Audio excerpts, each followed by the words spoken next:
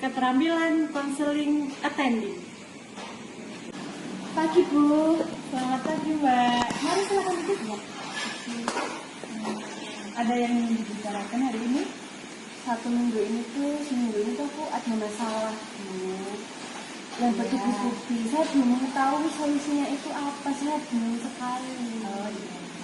Coba Mbak bisa menceritakan permasalahan yang sedang dihadapi saat ini. Keterampilan konseling empati. Coba Mbak bisa menceritakan permasalahan yang sedang dihadapi saat ini kepada saya. Entahlah Bu, saya sangat bingung dan merasa sedih. Iya, saya memahami apa yang sedang Mbak rasakan saat ini. Tapi apakah perasaan enak, perasaan bingung, perasaan sedih yang sedang Mbak hadapi saat ini bisa dibicarakan bersama dengan saya? Ya Bu, memang saya merasa bingung dan sedih untuk menghadapi masalah ini. Iya, saya melihat Mbak sangat sedih sekali ketika menceritakan permasalahan yang sedang dihadapi saat ini. Ya Bu, memang saya tuh sangat bingung dan sedih. Hari ini tuh tadi praktikum, terus habis itu ada kuliah sampai jam 2, terus ada tugas juga Mbak, jadi saya tuh kayak banyak banget deadline-nya gitu. Oh berarti Mbak sedang capek banget ya, merasa tertekan dengan tugas dan deadline-nya? Iya. Saya menangkap kamu begitu letih, lesu, dan sedih. Kamu yang semangat ya Mbak? Makasih ya Mbak. Jadi Mbak saya mau cerita, jadi akhir-akhir ini di minggu-minggu ini tuh saya tuh jadi lebih banyak diemnya gitu, kayak ngerenung gitu. Jadi tapi malah nggak fokus Mbak. Ya gara-gara tadi sih Mbak, gara-gara banyak deadline gitu. Tampaknya Anda sedang memikirkan sesuatu ya Mbak. Kalau Mbak mau sharing, boleh ceritakan apa saja yang ada di pikiran Mbak. Siapa tahu saya bisa membantu Mbak. Ya Mbak. Jadi Mbak, permasalahan saya itu kayak saya jadi tidak fokus. Itu tuh gara-gara saya tuh kurang bisa memanage waktu Mbak. Jadi saya tuh nggak bisa membara tugas ya kayak istirahat dan mengerjakan tugas kuliah gitu. Jadi saya lebih banyak capeknya gitu loh Mbak, walaupun nggak ngapa-ngapain. Seakan-akan tuh deadline-nya itu bertumpuk-tumpuk terus gitu loh Mbak. Jadi ya gitu deh Mbak. Jadi saya mau cerita, jadi tuh saya tuh habis kerampokan, sampai sekarang tuh saya masih ingat banget. Jadi itu dulu pas SMP kalau nggak salah itu waktu saya tuh pakai sepeda ontel tuh saya tuh kerampokan Mbak. Tas saya tuh dijamret, iya dijamret gitu, sampai tuh saya tuh jatuh. Dan selain saya menanggung malu, saya juga kehilangan barang saya gitu loh Mbak. Itu ada handphone, ada uang gitu. Saya mau minta tolong juga malu. Udah jambretnya tuh pakai motor kan Mbak. Jadi saya tuh udah kalah dulu gitu loh, mau minta tolong juga gimana. Saya tuh bukannya masalah barang-barang saya yang hilang, saya tuh malah malunya gitu Mbak. Oh jadi pengalaman yang Mbak ceritakan tadi merupakan pengalaman yang sangat buruk buat Mbak ya? Iya Mbak. Sampai Mbak tidak bisa merupakan kejadian tersebut. Oh dari cerita Mbak tadi saya bisa menyimpulkan bahwa kejadian yang Mbak alami tadi sangat membekas di hati Mbak. Seperti yang Mbak katakan tadi, saya bisa melihat raut muka Mbak yang seperti lemas, seperti tidak adil begitu ya Mbak? Iya Mbak, jadi itu saya tuh bingung sama pilihan hidup saya sendiri Mbak.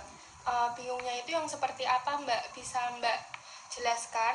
Jadi itu saya bingung memilih antara saya tuh harus setelah lulus S1 nanti tuh mau kerja apa lanjut kuliah.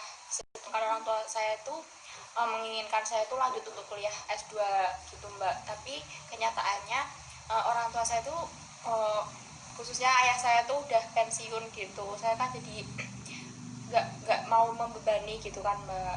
Jadi saya tuh bingung, walaupun sebenarnya tuh orang tua saya tuh menginginkan saya lanjut S2, tapi di lubuk hati saya tuh saya pengennya kerja dulu gitu Mbak. Akhir-akhir ini tuh saya merasa bingung gitu Mbak. Bingungnya itu seperti apa Mbak? Saya yakin Anda dapat menyelesaikan lebih lanjut tentang apa yang akhir-akhir ini membuat Mbak merasa bingung. Jadi itu saya bingung Mbak, saya tuh kan juga punya bisnis online shop gitu ya Mbak, tapi saya juga saat ini tuh sedang kuliah gitu. Jadi saya tuh bingung membagi waktunya gitu, kayak antara waktu kuliah dengan mengurus online shop saya gitu Mbak. Iya. Jadi Mbak, selama ini tuh saya merasa kekurangan Mbak dalam setiap hal Mbak. Dalam setiap hal itu yang bagaimana ya Mbak? Saya menghargai tentang pengalaman yang sudah Anda alami. Namun, bisakah Anda mengambil sisi baik dari setiap hal yang sudah Anda alami? Jangan lupa untuk bersyukur untuk setiap hal yang sudah Anda lewati. Dengan banyak bersyukur, semua akan menjadi indah. Saya menyukai olahraga voli dan saya berniat untuk mengikuti ekstrakurikuler voli di sekolah. Tetapi orang tua saya tidak menyetujui dan menyarankan saya untuk mengikuti ekstrakurikuler menyanyi. Padahal saya tidak suka menyanyi. Tampaknya kamu ingin mengikuti voli tapi orang tuamu tidak menyetujuinya. Teman-teman saya menjauhi saya dan tidak mau berteman lagi dengan saya. Hal itu membuat saya sedih dan tidak bersemangat lagi dalam belajar.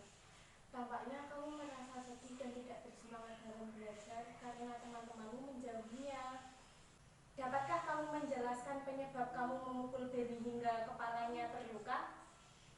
Saya memukul Benny karena Benny mengejek saya dan saya tidak suka dengan ejekan seperti itu. Bagaimana perasaanmu ketika temanmu membencimu? Saya merasa sangat sedih. Nak Vivi, sudah berapa kali di semester ini tidak masuk sekolah? 3 kali Kemana saja Nak Vivi kok tidak masuk? di rumah. Apakah ada permasalahan yang menyebabkan adik Vivi tidak masuk? Tidak ada. Ya sudah. Nak Vivi, apa biasanya kegiatan yang kamu lakukan setelah pulang sekolah? Setelah pulang sekolah saya membantu ibu saya jualan kue keliling. Wah, hebat sekali membantu orang tua di rumah. Tapi apakah setelah itu Vivi belajar dan mengerjakan tugas? Iya, saya dibantu kakak. Alhamdulillah, berarti tetap belajar ya. Apakah ada kesulitan dalam mengerjakan tugas di rumah? Ada Bu, Apa itu Nak Vivi kesulitannya? saya tidak punya HP untuk mencari materi di internet. Tidak apa-apa, nanti ibu bantu ya untuk mengerjakan tugas. Kalau ada kesulitan yang lain, adik Vivi bisa tanyakan ke ibu atau tanyakan ke teman lainnya yang memiliki HP dan paham materinya. Iya Bu. Ya. Saya sangat bingung dengan keadaan ini. Coba kamu jelaskan secara terperinci masalah apa yang sedang kamu hadapi. Bu, saya belum terlalu mengerti jenjang pendidikan apa saja yang ada di UMS. Oh iya, jadi di UMS itu ada banyak sekali jenjang pendidikan dari yang D3, S1, S2, dan S3. Banyak teman saya yang mengecewakan saya, Bu. Ada yang marah tiba-tiba tanpa alasan yang jelas. Ada yang mencoba menjelek-jelekan saya juga. Jadi saya merasa terganggu. Selain menjadi beban pikiran saya juga tidak bisa berkonsentrasi dalam belajar, sehingga nilai-nilai saya turun drastis. Sebagai kesimpulan akhir dari pembicaraan ini tadi, dapat Ibu kemukakan bahwa kamu mengalami kesulitan untuk berkonsentrasi dalam belajar. Begini Bu, akhir-akhir ini banyak teman yang mengecewakan saya. Ada yang tiba-tiba marah tanpa alasan, dan ada juga yang mencoba menjelek-jelekan saya. Saya dari hal ini saya merasa terganggu.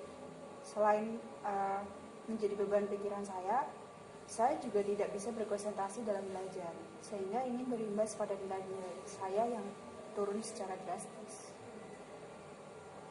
Sejauh ini, dari pembicaraan kita tadi, kita dapat simpulkan bahwa kita tadi membahas tentang permasalahan kamu dengan temanmu yang sudah mengecewakanmu, dan permasalahan kamu yaitu konsentrasi belajar. Nah, oleh sebab itu, marilah kita cari cara-cara untuk mengatasi masalah tersebut.